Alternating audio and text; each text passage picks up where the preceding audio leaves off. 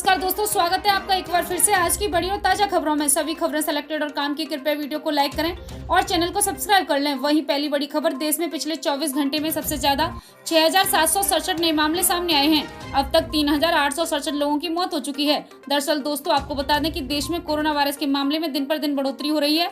Lockdown के बावजूद भी संक्रमित मरीजों की संख्या कम होने का नाम नहीं ले रही।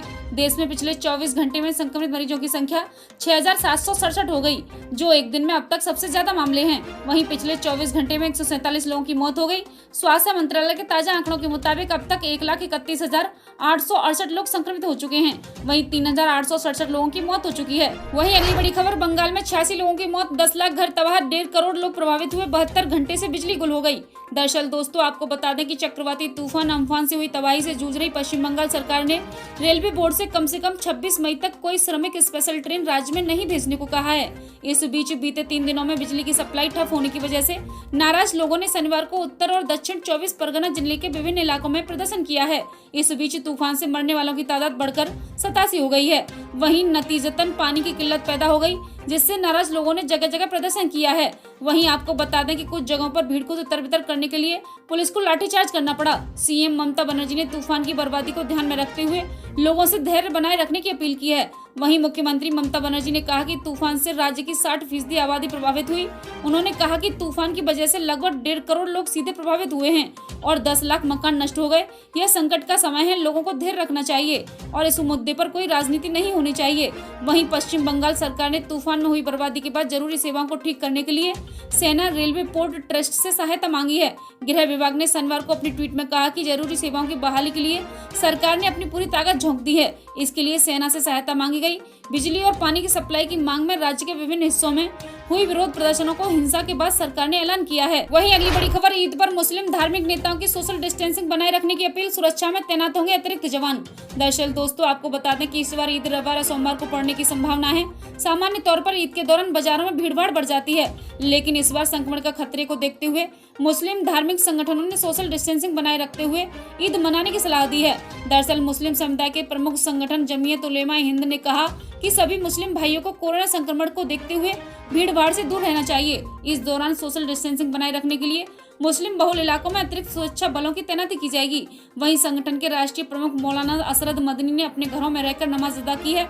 उन्होंने कहा कि रमजान की तरह सभी मुस्लिम भाइयों को सलाह दी जाती है कि वे अपने घरों में रहकर ईद का त्योहार मनाएं। उन्होंने कहा कि ईद पूरी इंसानियत की भलाई के लिए मनाई जाती है, इसलिए इस बार उन्होंने मुस्लिम समुदाय को सलाह दी है कि अपनी ईद की नमाज के दौरान दुनिया को कोरोना से मुक्ति दिलाने की प्रार्थना करें। ईद की नमाज भी भीड़भाड़ से बचकर अदा की जाए। वहीं अगली बड़ी खबर, महाराष्ट्र में नहीं थम रही संक्रमण फैलने की रफ्तार। शनिवार को 2600 से ज्यादा नए केस, 24 घंटे में 60 लोगों की मौत हो चुकी है। दरअसल दोस्तों, आपको बता दें कि कोरोना महामारी देश में लगातार बढ़ती जा रही है।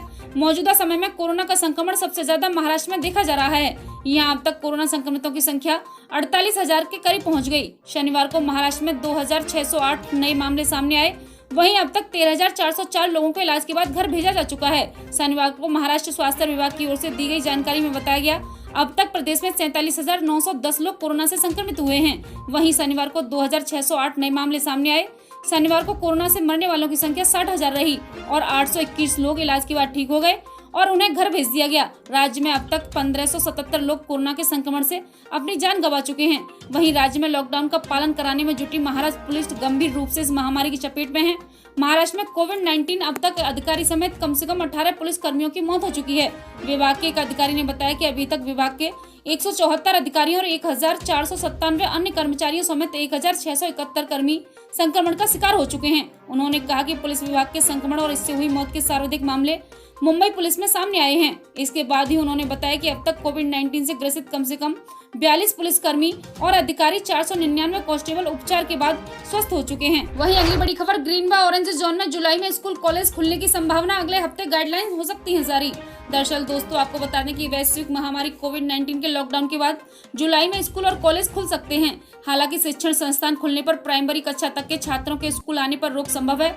दरअसल छोटे बच्चों को सामाजिक दूरी के साथ स्कूल परिसर में एक साथ संभालना थोड़ा मुश्किल है, इसलिए शिक्षण संस्थान बड़ी कक्षाओं 8वीं से 12वीं तक के छात्रों के साथ खुल सकते हैं। वहीं शिक्षण संस्थानों को खोलने और दाखिला प्रवेश लेकर बोर्ड परीक्षा में ठीक पहले केंद्रीय गृह मंत्रालय के निर्देशों के तहत मानव संसाधन विकास मंत्रालय ने सेफ्टी गाइडलाइन तैयार कर ली हैं। इसमें स्कूल, कॉलेज, यूनिवर्सिटी को लेकर अलग अलग गाइडलाइंस जारी होंगी। उम्मीद है कि मानव संसाधन विकास मंत्री रमेश पोखरियाल निशंक अगले हफ्ते इस सेफ्टी गाइडलाइन को जारी कर सकते हैं। सूत्रों के मुताबिक प्राइमरी कक्षा को फिलहाल कोरोना बचाव के तहत हालात ठीक होने तक घर में काम करने को दिया जाएगा। इसमें शिक्षक प्रतिदिन अभिभावकों को प्रैक्टिकल होमवर्क के रूप में देंगे। इसमें छात्रों की क्रिएटिविटी पर जोर दिया जाएगा। मंत्रालय द्वारा जारी होने वाली सेफ्टी गाइडलाइन के राज्य सरकारें उसमें आगे अपने आधार पर थोड़ा बहुत बदलाव कर सकेंगी। वहीं अगली बड़ी खबर, कांग्रेस के 200 कार्यकर्ता बीजेपी में शामिल, कमलनाथ बोले सोशल डिस्टेंसिंग क्यों नहीं। दरअसल दोस्तों, आपको बता दें कि मध्य प्रदेश की राजधानी के भाजपा कार्यालय में कांग्रेस के 200 से ज्यादा कार्यकर्ताओं ने भाजपा की सदस्यता ग्रहण कर ली है। इस आयोजन में सोशल डिस्टेंसिंग का पालन न किए जाने का आरोप लगाते हुए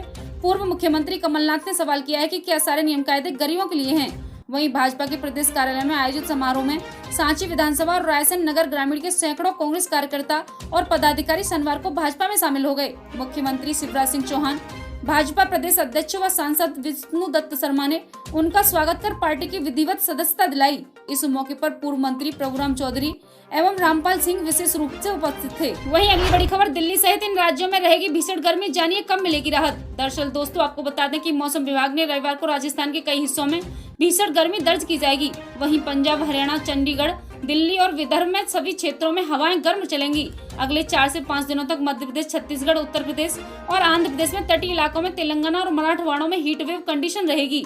बेहद गर्म हवा चलने से यहाँ के लोगों को काफी गर्मी महसूस होगी। वहीं अगली बड़ी खबर, हवाई सेवाओं को लेकर महाराष्ट्र में सस्पेंस बरकरार, उद्धव सरकार ने फंसाया पेच। दरअसल दोस्तों, आपको बता दें कि कल से मुंबई में शुरू होने वाली विमान सेवा पर महाराष्ट्र में सस्पेंस बरकरार है। महाराष्ट्र के गृह मंत्री अनिल देशमुख ने ट्वीट कर कहा है कि ग्रीन जोन से स्वस्थ यात्रियों को रेड जोन में लाकर उनको खतरे में क्यों डालें। उन्होंने कहा कि किसी पॉजिटिव यात्री को रेड जोन में लाकर वहां के खतरे को बढ़ाना गलत है। साथ ही व्यस्त हवाई अड्डे को कोरोना महामारी में सावधानियों के चलते साथ चलाने में ज्यादा लोगों की जरूरत पड़ेगी। इसकी वजह से अपने आप खतरा भी बढ़ेगा। इसलिए महाराष्ट्र के मुख्यमंत्री ने कहा कि रेड जोन में हवाई अड्डों को इन हालात में खोलना खतरनाक साबित होगा। उन्होंने कहा कि यात्रियों की केवल थर्मल स्क्रीनिंग ही सुरक्षा के लिहाज से पर्याप्त नहीं है।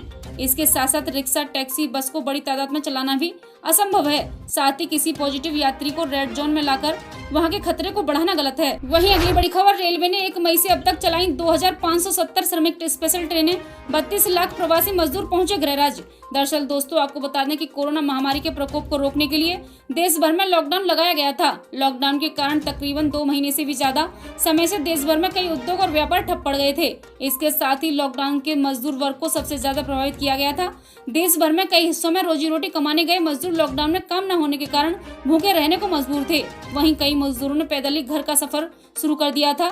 इन मजदूरों को उनके घर तक पहुंचाने के लिए रेलवे ने कई राज्यों के श्रमिक स्पेशल ट्रेनें चलाई थी। वहीं अगली बड़ी खबर, लखनऊ में बढ़ेगी चहल पहल, 26 मई से शर्तों के साथ खुल जाएंगे शॉपिंग कॉम्प्लेक्स। दरअसल दोस्तों, आपको बता दें कि उत्तर प्रदेश में लॉकडाउन का चौथा चरण जारी है। इस दौर में रियायतों का दायरा बढ़ाया जाएगा। इसी क्रम में लखनऊ जिला प्रशासन ने 26 मई से शॉपिंग कॉम्प्लेक्स सशर्त खुलने जाने का आदेश जारी किया।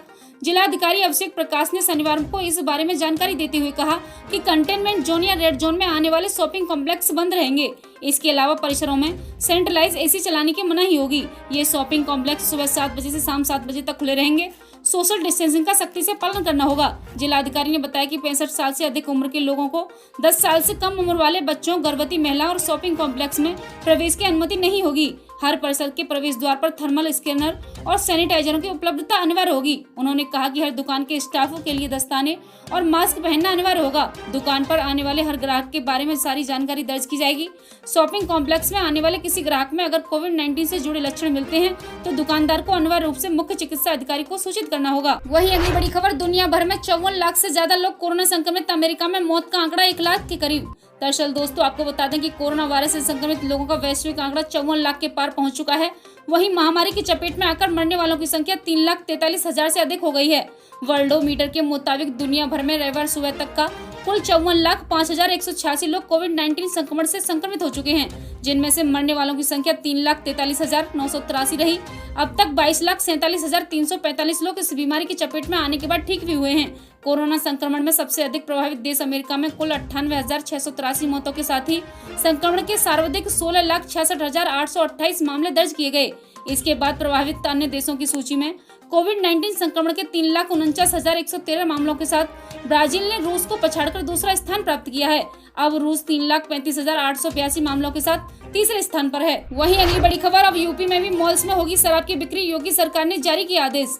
दरअसल दोस्तों, आपको बता दें कि अब उत्तर प्रदेश में शॉपिंग मॉल्स में भी शराब मिल सकेगी। सरकार के आबकारी विभाग से इसके लिए आदेश जारी कर दिया गया। अब तक विदेशी शराब की बिक्री फुटकर दुकान और मॉडल शॉप पर ही होती थी। इस आदेश के अनुसार मॉल्स में मिलने वाली शराब के दाम ज्यादा होंगे दुकान से। हालांकि शराब बिक्री होने का मतलब ये नहीं होगा वहाँ पर शराब का सेवन भी किया जा सकता है। मॉल्स में शराब के सेवन पर पूरी तरह से पाबंदी रहेगी और इसका सख्ती से पालन करवाया जाएगा। वहीं आपको बता दें कि सरकार ने सोशल डिस्टेंसिंग के साथ करीब 1.5 महीने बाद ठेके खोलने की अनुमति दी थी। फिलहाल लॉकडाउन का चौथा चरण चल रहा है और 31 मई को खत्म होगा। इस दौरान शॉपिंग मॉल्स खोलने की इजाजत नहीं दी गई, लेकिन उत्तर प्रदेश की योगी आदित्य सरकार ने मॉल्स के अंदर वाइन शॉप को खोलने की इजाजत दे दी है। वहीं मौसम अपडेट, अगले 24 घंटों के दौरान संभावित मौसम। अगले 24 घंटों के दौरान राजस्थान में कई हिस्सों में लू का प्रकोप जारी रहने की संभावनाएं हैं। दिल्ली, हरियाणा, दक्षिणी पश्चिम उत्तर प्रदेश, गुजरात और तमिलनाडु में कुछ हिस्सों में प्रचंड गर्मी की आशंका है। उप हिमालयी पश्चिम बंगाल, सिक्किम, असम, अरुणाचल प्रदेश, मेघालय, नागालैंड, केरल और तटीय कर्नाटक में गरज के साथ बौछारें जारी रहेंगी। जम्मू कश्मीर, मुजफ्फराबाद, गिलगिट बाल्टिस्तान और हिमाचल प्रदेश में छुटपुट बारिश संभव है। उत्तराखंड और पंजाब में 1-2 स्थानों पर गर्जना के साथ बौछारें गिर सकती हैं। ये थी अब तक की बड़ी खबरें। कृपया वीडियो को लाइक करें, शेयर करें, सब्सक्राइब करें। जल्दी मिलते हैं बड़ी अपडेट के साथ, तब तक के लिए धन्यवाद।